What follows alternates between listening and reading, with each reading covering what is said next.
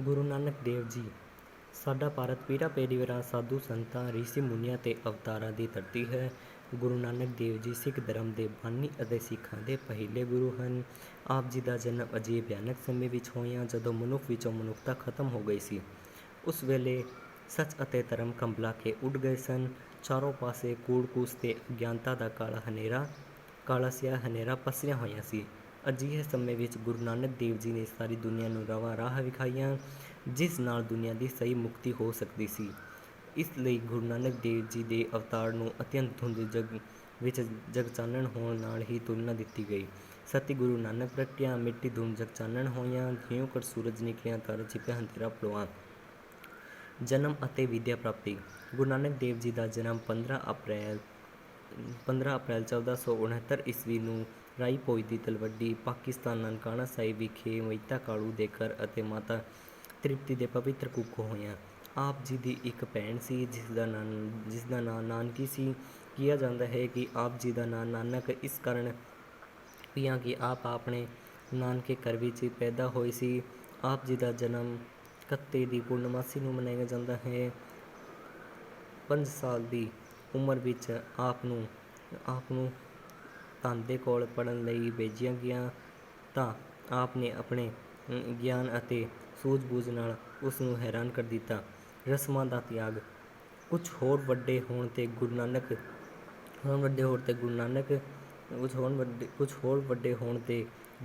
ਗੁਰੂ ਜੀ ਨੇ ਜਨੇਊ ਪਾਉਣ ਲਈ ਪੰਡਤ ਬੁਲਾਇਆ ਗਿਆ, ਪਰ ਗੁਰੂ ਜੀ ਨੇ ਉਸ ਜਨੇਊ ਨੂੰ ਪਾਉਣ ਤੋਂ ਇਨਕਾਰ ਕਰ ਦਿੱਤਾ। ਗੁਰੂ ਨੂੰ ਦੱਸਿਆ ਕਿ ਸਾਨੂੰ ਅਜਿਹਾ ਜਨੇਊ ਪਾਉਣਾ ਚਾਹੀਦਾ ਹੈ ਜੋ ਸਾਡਾ ਸਦਾ ਸਾਥ ਦੇਵੇ ਤੇ ਨਾ ਟੁੱਟੇ, ਨਾ ਹੀ ਮੈਲਾ ਹੋਵੇ। ਕਹਿਣ ਦਾ ਭਾਵ ਹੈ ਕਿ ਸਾਨੂੰ ਦਇਆ, ਸੰਤੋਖ, ਜਤ ਅਤੇ ਸਤ ਦਾ ਜਨੇਊ ਪਾਉਣਾ ਚਾਹੀਦਾ ਹੈ। ਘਰੋਗੀ ਕੰਮ ਵਿੱਚ ਲੱਗਣਾ। ਵਿੱਦਿਆ ਪ੍ਰਾਪਤੀ ਤੋਂ ਬਾਅਦ ਆਪ ਦੇ ਪਿਤਾ ਨੇ ਆਪ ਨੂੰ ਘਰੇਲੂ ਕੰਮਾਂ ਵਿੱਚ ਲਾਉਣ ਦਾ ਯਤਨ ਕੀਤਾ। ਇਸ ਸਮੇਂ ਦੌਰਾਨ ਆਪ ਨੇ ਮੱਝਾਂ ਚਾਰੀਆਂ ਅਤੇ ਦੁਕਾਨ ਕੀਤੀ। ਫਿਰ ਮਹਿਤਾ ਕਾਲੂ ਜੀ ਨੇ ਆਪ ਨੂੰ 20 ਰੁਪਏ ਦੇ ਕੇ ਵਦਾਰ ਕਰਨ ਲਈ ਭੇਜਿਆ।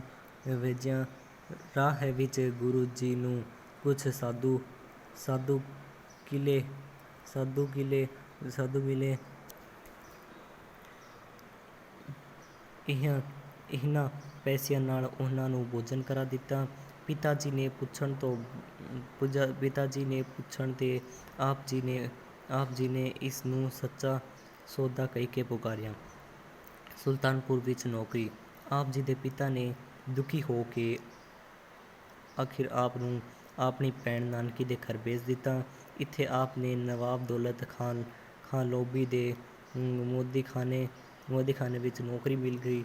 ਨੌਕਰੀ ਦੇ ਨਾਲ ਆਪ ਸਦਾ ਉਸ ਧਰਮ ਪਿਤਾ ਪਰਮਾਤਮਾ ਦੀ ਪੂਜਾ ਵਿੱਚ ਇਕਮਿਕ ਰਹਿੰਦੇ।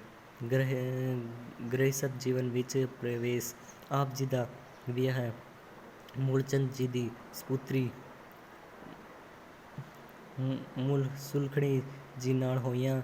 ਕੁਝ ਸਮੇਂ ਬਾਅਦ ਹੀ ਆਪ ਦੇ ਘਰ 2 ਪੁੱਤਰਾਂ ਸ੍ਰੀਚੰਦ ਤੇ ਲਕਸ਼ਮੀ ਚੰਦ ਨੇ ਜਨਮ ਲਿਆ।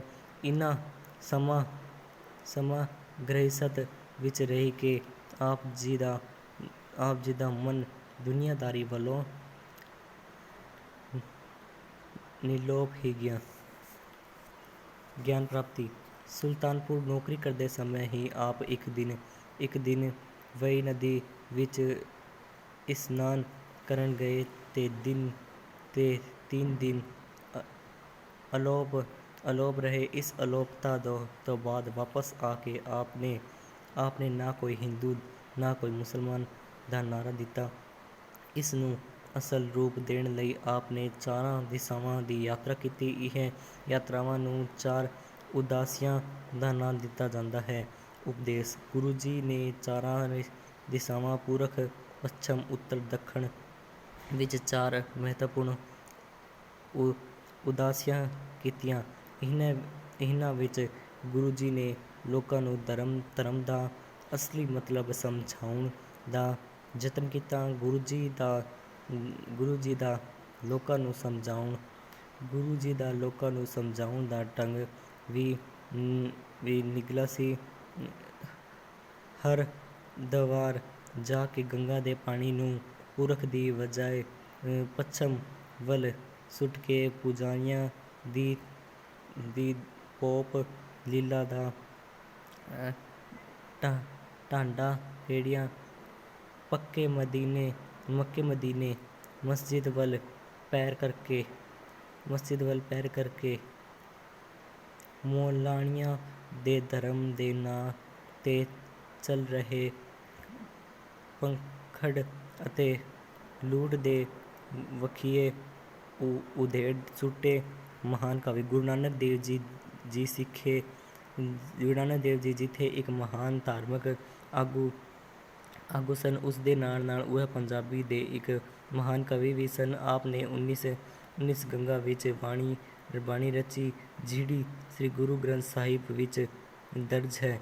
ਜਪੁਜੀ ਅਤੇ ਆਸਾ ਦੀ ਵਾਰ ਆਪ ਦੀਆਂ ਪ੍ਰਸਿੱਧ ਰਚਨਾਵਾਂ ਹਨ।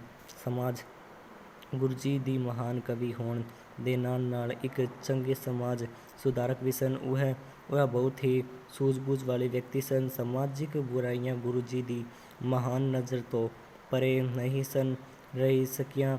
ਉਸ ਵੇਲੇ ਸਮਾਜ ਵਿੱਚ ਔਰਤ ਦੀ ਖਰਾਬ ਹਾਲਤ ਅਤੇ ਉਸ ਉੱਪਰ ਹੋ ਰਹੇ ਸਮਾਜਿਕ ਅਤਿਆਚਾਰਾਂ ਨੂੰ ਅਨੁਭਵ ਕੀਤਾ ਅਤੇ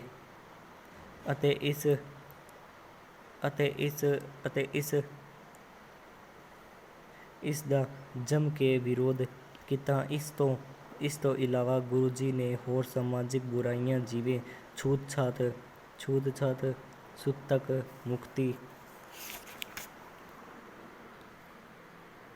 ਪੂਜਾ ਅਤੇ ਹੋਰ ਵੀ ਕਈ ਭਰਮਾਂ ਦਾ ਡਟ ਕੇ ਵਿਰੋਧ ਕੀਤਾ। ਜੋਤੀ ਜੋਤ ਸਮਾਉਣ ਆਪ ਨੇ ਆਖਰੀ ਸਮੇਂ ਕਰਤਾਰਪੁਰ ਦਰਿਆ ਰਾਵੀ ਦੇ ਕੰਢੇ ਆ ਕੇ ਰਹਿਣ ਲੱਗ ਪਏ। ਇੱਥੇ ਆਪ ਜੀ ਦੇ ਨੇ ਕੀਰਤਨ ਦੇ ਨਾਲ ਖੇਤੀ-ਬਾੜੀ ਦਾ ਕੰਮ ਕੀਤਾ। 1539 ਈਸਵੀ ਵਿੱਚ ਗੁਰੂ ਜੀ ਜੋਤੀ ਜੋਤ ਸਮਾ ਗਏ।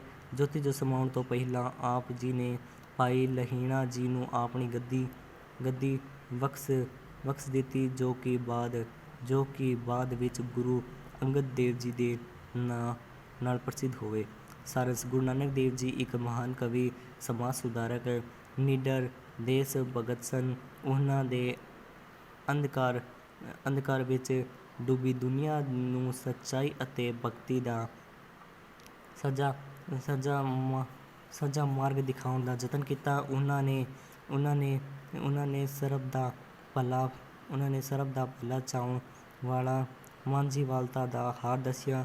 ਗੁਰੂ ਜੀ ਨੇ ਲੋਕਾਂ ਨੂੰ ਦਸਾਂ ਨਹੁੰਆਂ ਦੀ ਕਮਾਈ ਕਰਕੇ ਖਾਣ ਅਤੇ ਵੰਡ ਛਕਣ ਦਾ ਉਪਦੇਸ਼ ਦਿੱਤਾ। ਉਹਨਾਂ ਨੂੰ ਉਪਦੇਸ਼ ਅੱਜਕੱਲ੍ਹ ਦੀ ਜ਼ਿੰਦਗੀ ਵਿੱਚ ਬਹੁਤ ਮਹੱਤਤਾ ਰੱਖਦੇ ਹਨ। ਉਹ ਸਾਨੂੰ ਦੁਨੀਆਦਾਰੀ ਵਿੱਚ ਰਹਿੰਦੇ ਹੋਏ ਇਸ ਤੇ ਨਿਰਲੇਪ ਅਤੇ ਉੱਚ ਰਹਿ ਕੇ ਆਪਣੇ ਫਰਜ਼ ਨਿਭਾਉਣ ਦਾ ਰਾਹ ਦੱਸਦੇ ਹਨ। ਤੇ ਤੁਹਾਨੂੰ ਵੀਡੀਓ ਚੰਗੀ ਲੱਗੇ ਤਾਂ ਉਹਨਾਂ ਨੂੰ ਸਬਸਕ੍ਰਾਈਬ ਕਰ ਦਿਓ ਤੇ ਲਾਈਕ ਵੀ ਕਰ ਦਿਓ।